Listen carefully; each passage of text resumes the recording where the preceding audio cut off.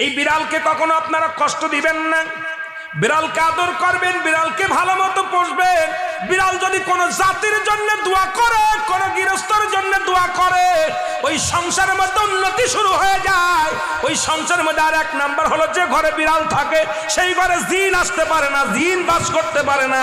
আর একটা ঘোষণা শুনে নেন, নবীজি বলে গেছেন, যে ঘরের মধ্যে বিড়াল ছানা বাস করে ওই ঘরের মধ্যে জিন জাতি প্রবেশ করতে পারে না। তাহলে ছোট ছোট মাসুম বাচ্চাগুলো যে ঘরের মধ্যে থাকে, মুসলমান অনেক সময় জিনের আশ্রয় পড়ে যায়, অনেক সময় জিনে আসর করে, ওই ঘরের মধ্যে জিনে আসর করে।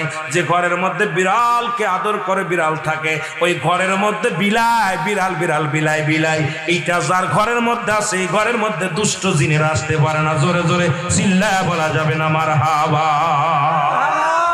একবার নবী সুলাইমান আলাইহিস সালাম শুনতে পাইলেন পাশের বাড়িতে একটা কুকুরকে কষ্ট দিয়ে বিষ